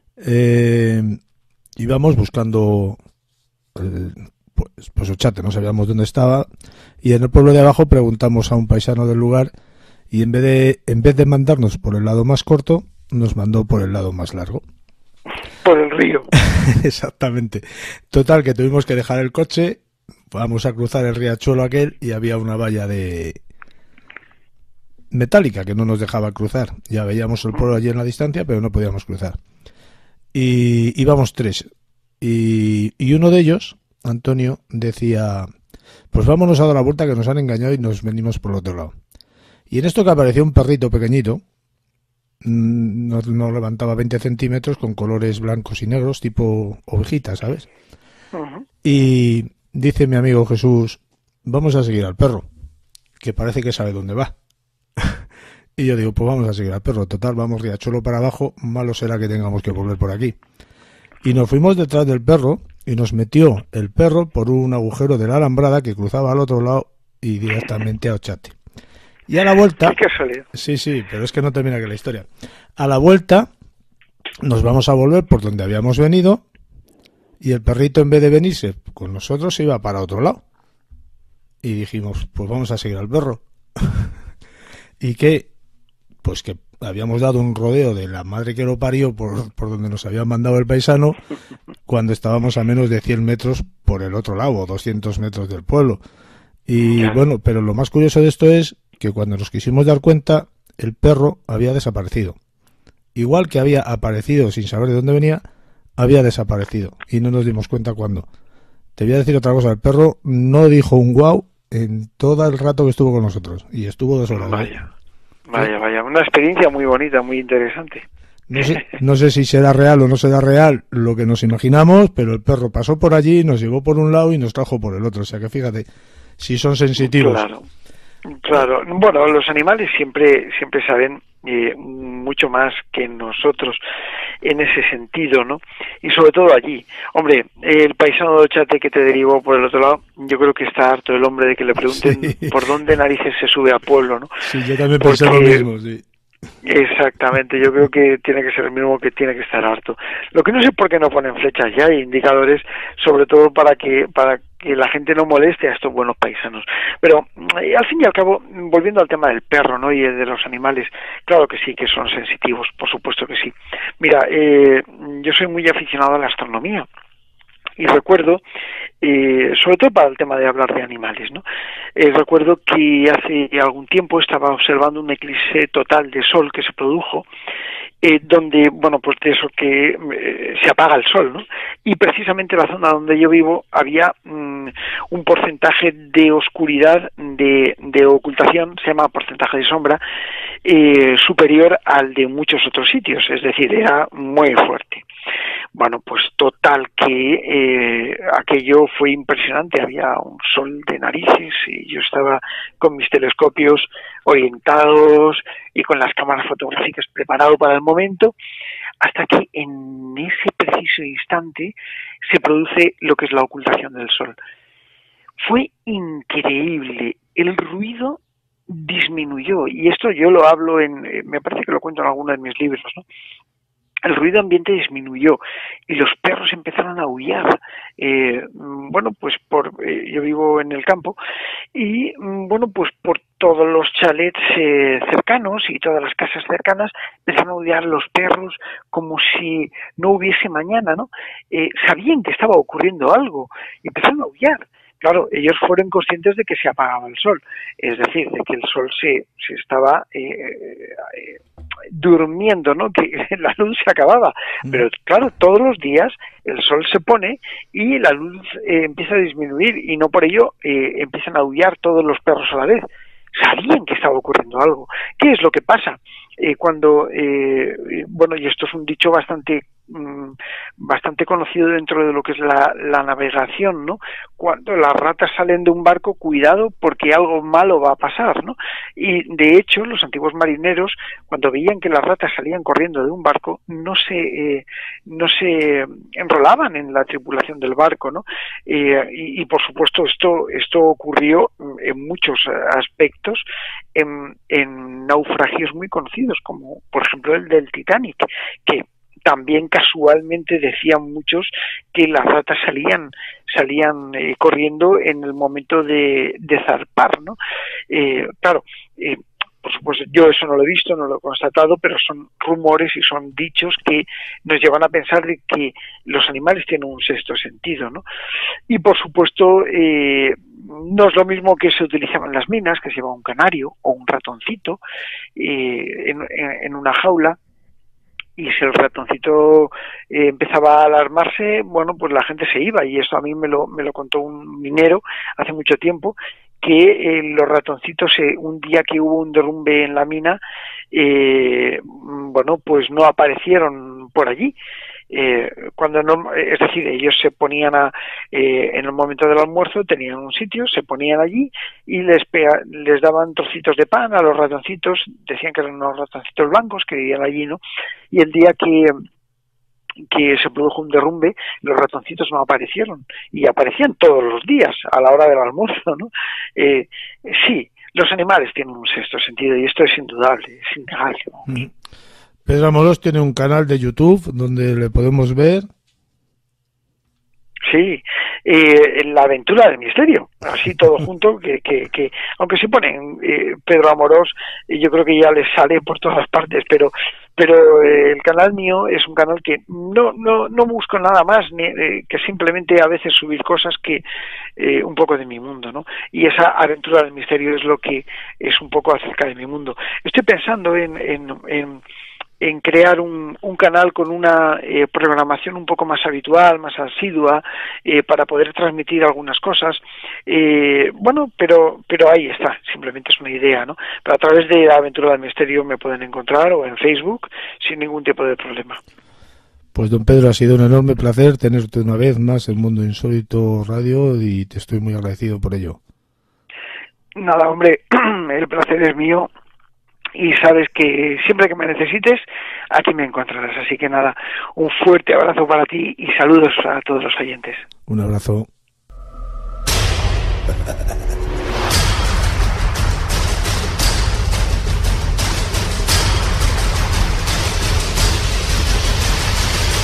Mundo.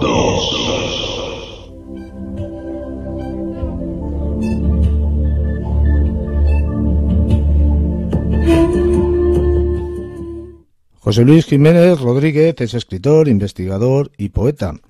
Nació en Barcelona el 11 de octubre bajo el signo de Libra. Diplomado en empresariales, es colaborador habitual en prensa especializada, radio y televisión. Es autor de los libros La revelación del Grial viviente, El Averno de cristal, El triunfo de María Magdalena y El legado de María Magdalena. También ha escrito en novela La sangre del inmortal y en narrativa Ensoñación de chamán y El manuscrito de Adán. Tiene en poesía Conversaciones con Mimosas y en autoayuda Cuando la consciencia habla. Además, ha escrito innumerables relatos cortos y varios cuentos. Don José Luis, buenas noches, bienvenido a Mundo Insólito Radio. Buenas noches. ¿Cómo estamos? Pues muy bien, deseando de compartir con nuestros amigos oyentes el programa de hoy. Hoy vamos a hablar, el tema que nos trae esta semana es una raza de seres extraterrestres extremadamente poderosos y avanzados que supuestamente diseñaron la humanidad, tal y como la conocemos hoy en día, cientos de miles de años atrás. Son estos seres, José Luis, llamados Anunnakis, en los escritos sumerios y arcadios, unos seres que ellos trataban como dioses porque descendían del cielo.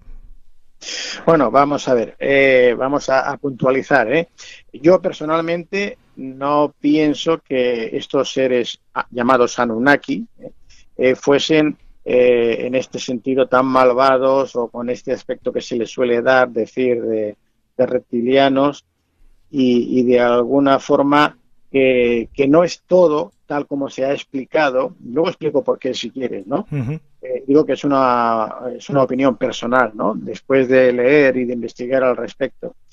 Pero los Anunnakis, que en principio cuando se dice que son seres extraterrestres, que se supone que vienen de fuera de la Tierra, bueno, en principio te diría sí, en principio digo, sí, ¿por qué? Porque llegan del cielo. De hecho, la palabra Anunnaki significaría aquellos que vinieron del cielo a la Tierra.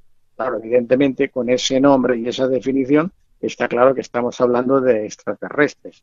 ¿para qué y por qué vinieron estos dioses, entre comillas, a nuestro planeta? Estos dioses, para los sumerios, llegarían a la Tierra hace la friolera cifra de 450.000 años, casi medio millón de años.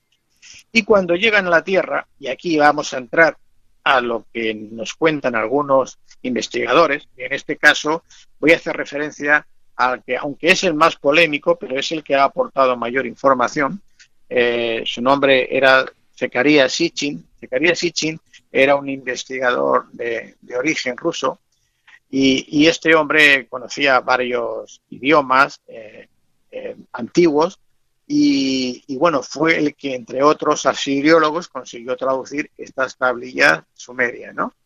Y él hablaba de que en el inicio, diríamos, de hace ya más de 450.000 años, por supuesto, sino que hace millones de años, pues parece ser que en el sistema solar no estaban los planetas que ahora conocemos, sino que había alguno más.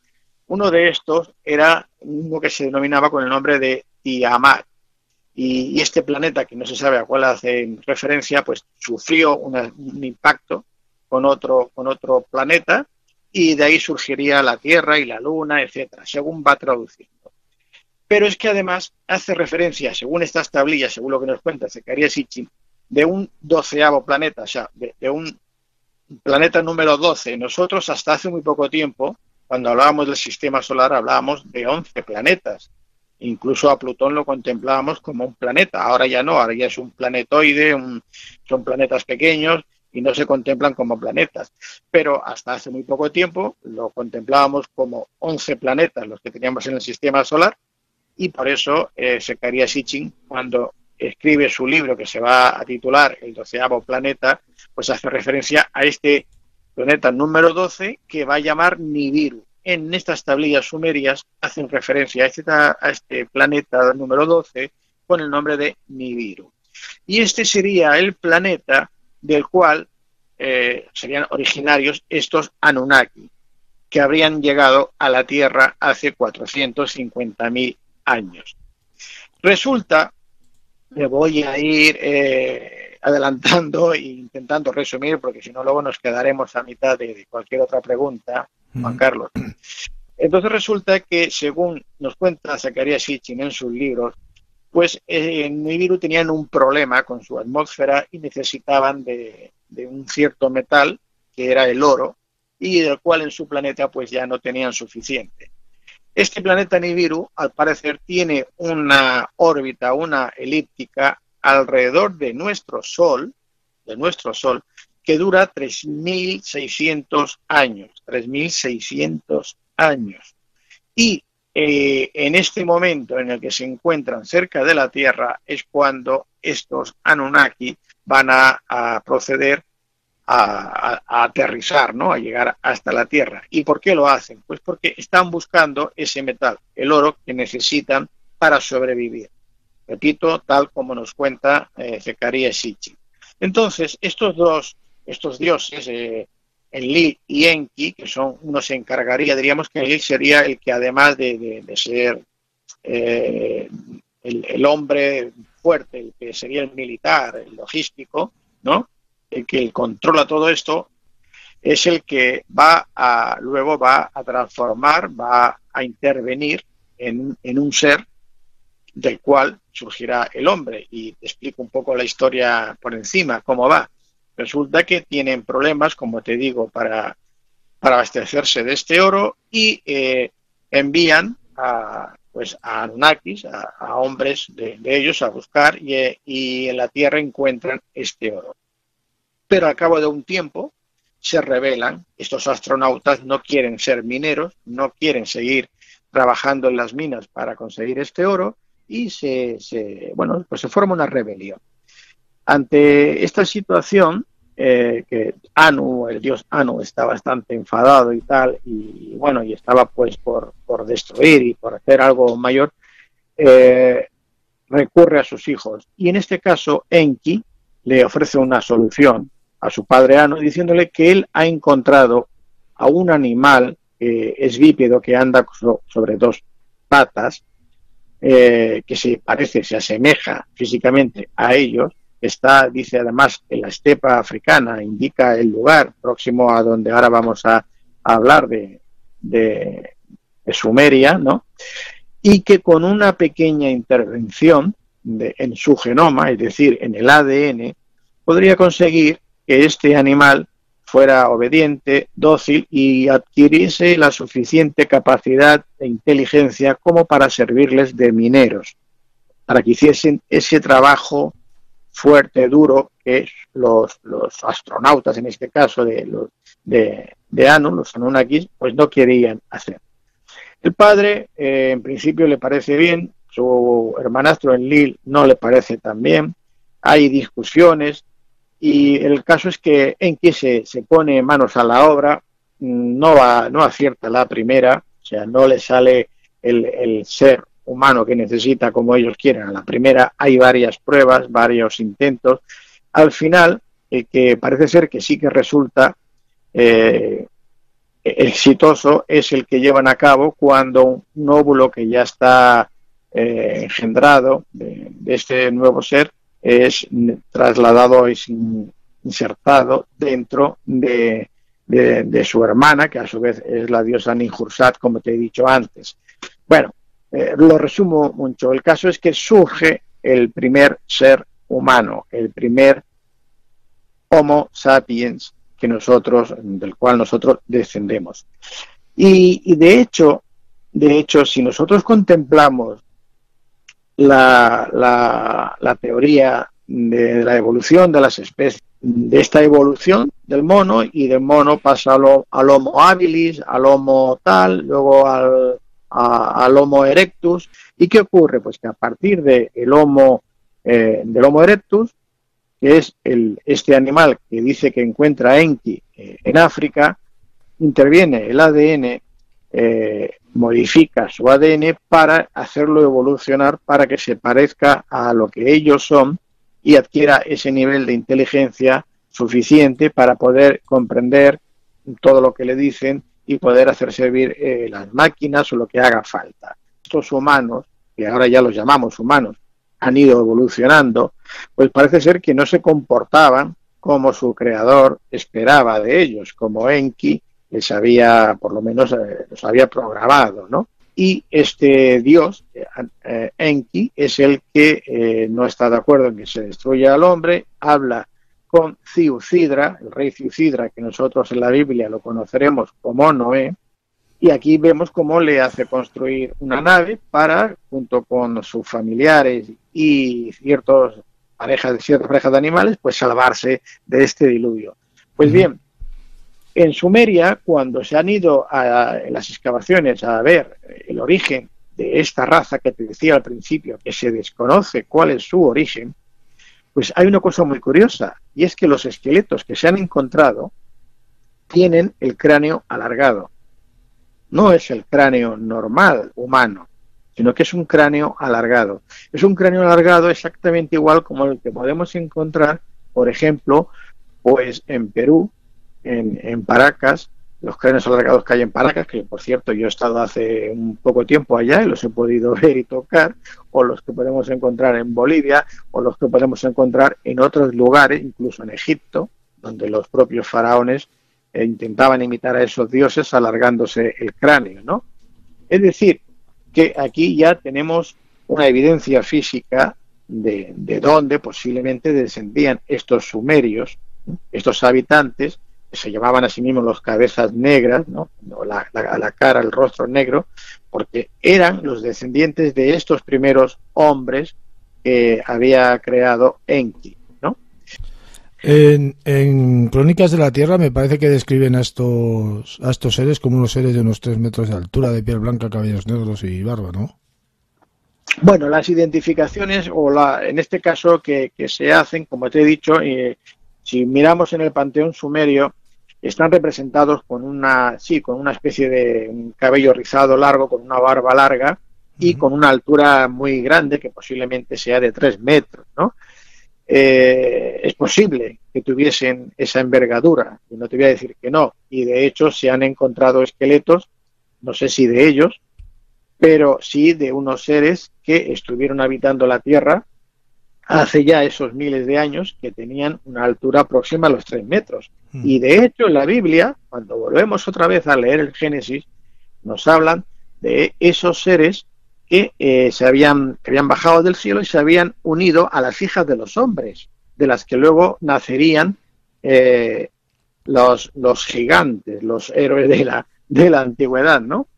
Que eran hombres grandes, mayores. Por lo tanto, tenemos esa constancia que ya no nos lo está diciendo la Biblia, la Torá y las tablillas sumerias. Por lo tanto, seguramente, y casi con toda probabilidad, podemos afirmar que sí, que tenían una altura pues de unos 3 metros y que tenían ese aspecto, o por lo menos se les representa así, con un aspecto más familiar al rostro humano, pero eso sí, con esas dimensiones, pues que viene a ser el doble de un ser humano, ¿no?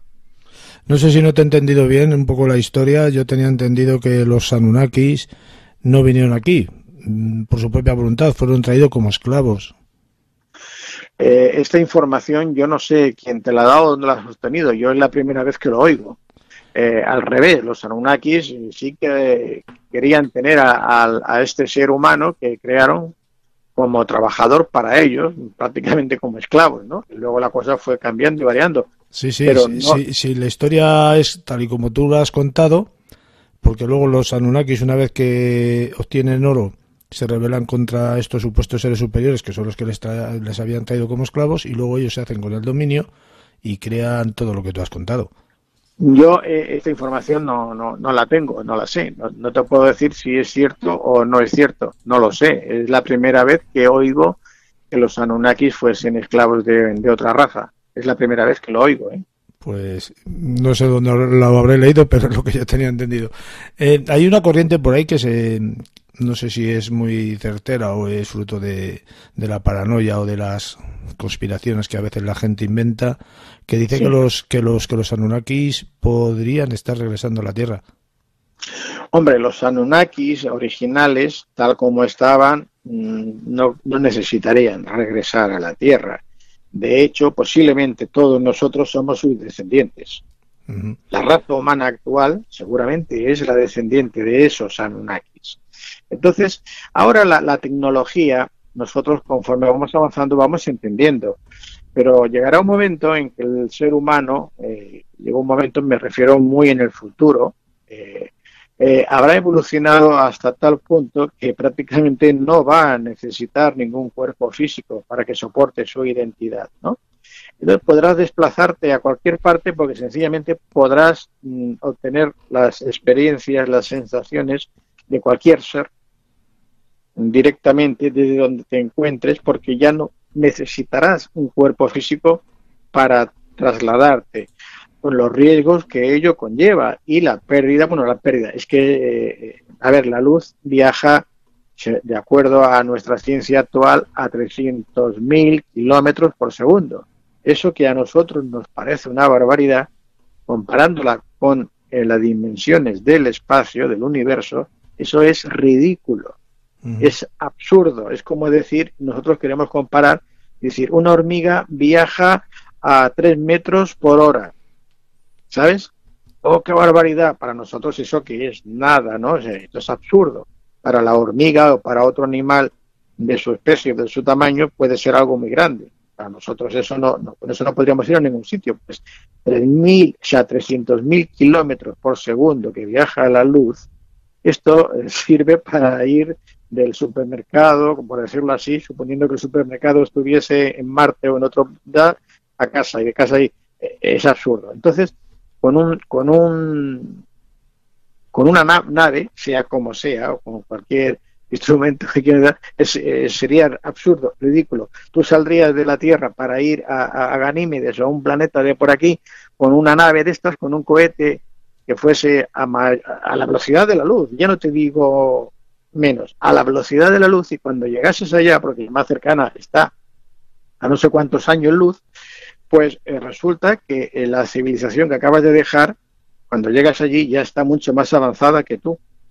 A lo mejor ya han llegado hasta antes que tú, porque han descubierto otro sistema más avanzado. Sí. Y cuando llegases allá, seguramente ya no existía nada de lo que tú habías recibido que existía en aquel momento. Porque claro, cuando estamos hablando de que aquella estrella está a 10.000 años luz o tal, quiere decir que lo que estamos viendo, esa luz que nos llega, hace 10.000 años que se produjo.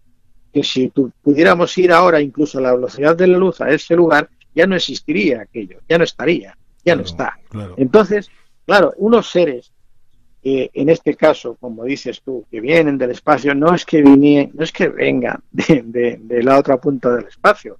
Lo más probable, y aquí ahora ya sí es una teoría mía, espero confirmar con otros datos más adelante, en otros libros, pero que bueno, que te lo adelanto ahora, es que seguramente estos seres tuvieron que, o estarían cerca de la Tierra, o tuvieron que huir de la Tierra por otro problema, por otras circunstancias, que ya hablaremos en otro momento, y al regresar a la Tierra, pues se encontraron con lo que se encontraron, ¿no? Como que tenían que empezar de nuevo con estos seres y de alguna forma crearlos a su imagen y semejanza porque necesitaban esa mano de obra. Pero claro, aquí hablamos de 450.000 años, pero es que hace 17.000 años, 17.350 años en concreto, que ya sucedió algo similar en la Tierra con otros seres o otro ser que llegó del espacio, del universo, y que no estaba basada su constitución en el carbono como la humana, sino que era de otro tipo, ¿no? Y aquí en ese momento seguramente sí que se produjo esa guerra de la que nos habla el Génesis, que nos dice, hubo una guerra en el cielo entre los del cielo y los de la tierra que vencieron. Bueno, pues aquí se produjeron un par de guerras como mínimo, y seguramente que en esa última batalla en la que por fin ganan los del cielo, ¿no? Y es cuando bajan los hijos de estos dioses a la tierra y se unen a las hijas de los hombres. Es a partir de entonces que se va a producir esta nueva generación de seres y seguramente nosotros seamos descendientes de estos que vinieron en ese momento. Claro, aquí ahora esto, lo que te estoy contando, pues dirá, bueno, esto es lo que tú dices, ¿por qué no tienes aquí ahora una prueba física para demostrarlo? Pero bueno, todo llegará, ¿no? Todo saldrá.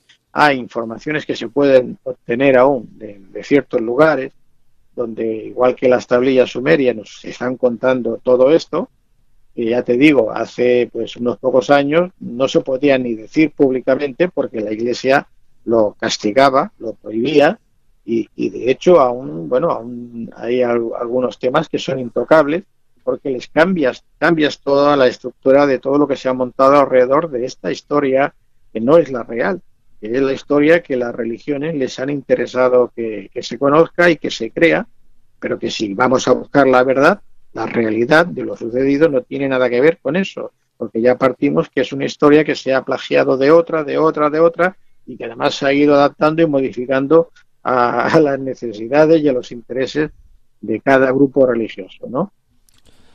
¿Por qué esta afán? No lo sé, si a lo mejor afán no es la palabra que le califica mejor.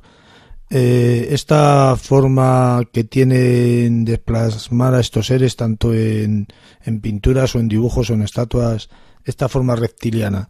Si no, yo creo que no tiene sentido esta forma reptiliana para la inteligencia que supuestamente tenían, ¿no?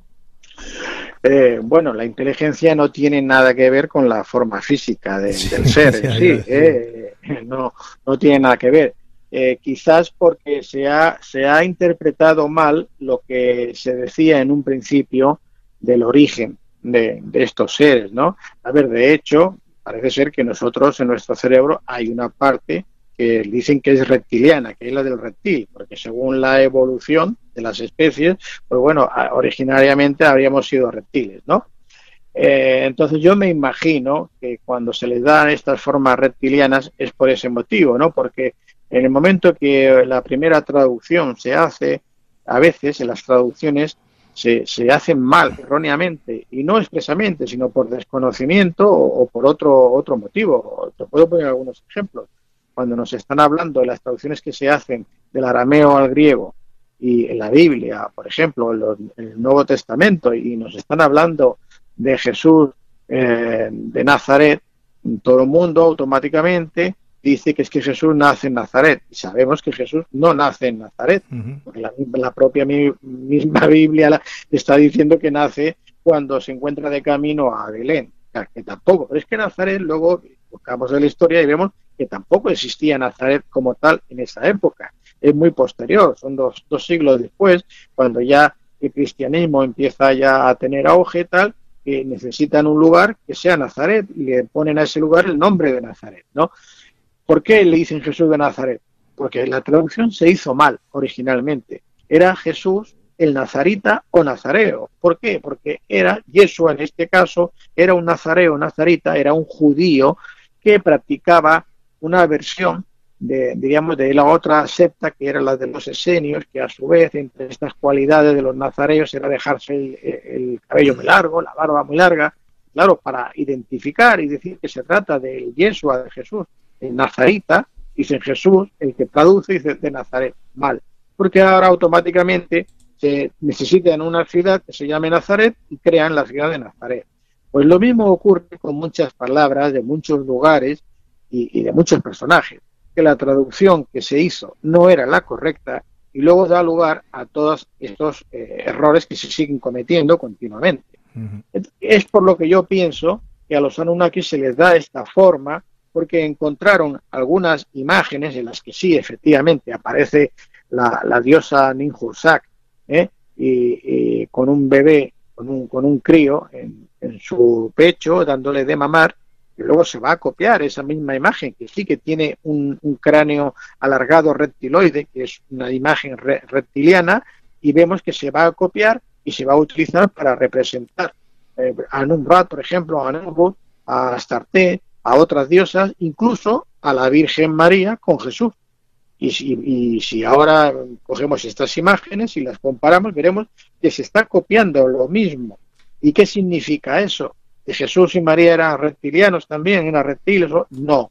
Están dando una información de lo que es el significado, lo que simboliza esa imagen. ¿Y qué simboliza? Pues ni más ni menos que es la transmisión del conocimiento. La madre, en este caso la diosa madre, la Nummam, que le llamaban los sirios, era la que estaba transmitiendo al hijo, al hombre, al ser creado, ese conocimiento de la diosa madre creadora de vida. ¿Y cómo se lo transmiten? Pues, o cómo lo representan, pues dándole de mamar del pecho. Y por eso vemos todos estos cuadros, estas imágenes que vamos a encontrar luego, sobre todo en los templos de la orden de los caballeros templarios, que esto es otro tema que tocaremos en otro momento, que conocían toda esta tradición y este conocimiento. Vamos a ver que incluso se le representa pues a la Virgen con el pecho al aire y al niño, a Jesús, en los brazos dándole de mamar. Incluso Claraval, el que sería el promotor principal, San Bernardo de Claraval, de la Orden del Temple, vamos a ver que sale representado arrodillado siempre delante de esa imagen, de esa Virgen, con el pecho al aire, de la que sale un chorro de leche y va a parar a la boca de San Bernardo. Y claro, esto, que es tan evidente para cualquier persona que entienda un poco el simbolismo, que no es ni más ni menos que lo que acabo de decirte, la transmisión del conocimiento de la diosa madre al hijo, ¿no?, a lo creado, pues claro, la Iglesia Católica tiene que decir que es otra cosa. ¿Y qué te dice que es? Que es el milagro de la lactatio de San Bernardo, la lactación de San Bernardo.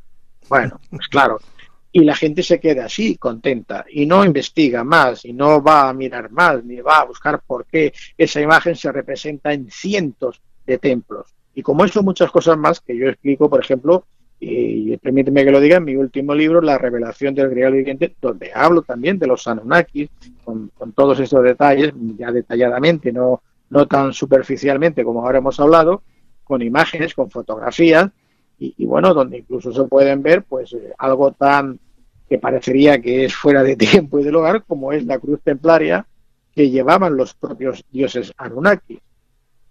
Y esta cruz templaria, que es la cruz Paté, luego la vamos a encontrar en petroglifos con más de 8.000 años de antigüedad, como el que encuentro en Argentina, en La Quiaca, que también aporto la fotografía en el libro, y luego vamos a ver lo que significa realmente esa cruz.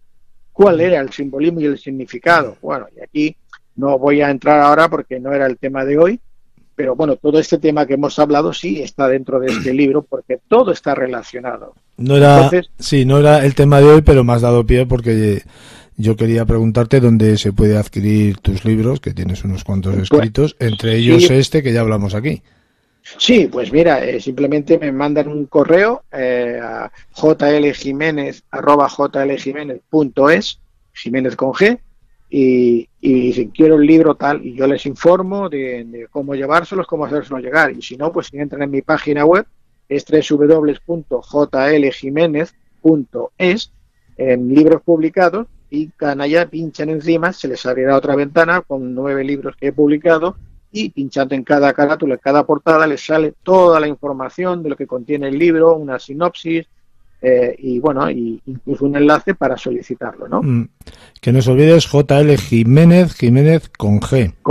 Eso es, JL Jiménez con G.es para la página web, o si es para el correo, lo mismo, jljimenez, otra vez jljimenez.es, y en este correo pues me pueden solicitar el libro que quieran, que no hay ningún problema, yo los estoy enviando a todo el mundo por mensajero, les llegan 24 o 48 horas, dedicado a la persona que me lo solicite, y firmado, por supuesto, y dedicado personalmente a quien me digan, ¿no? O sea que esta es la forma que tienen para solicitarlo. Además del Facebook, tienes un canal de YouTube y un canal de iVoox.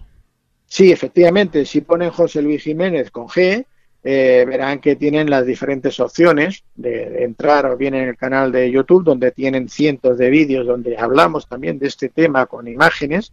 En la sección que se llama Historia Ignorada, aquí hay como 13 capítulos de más de 2 horas cada uno, 1 hora y pico como mínimo de duración, con imágenes, explicando con detalle todos estos temas.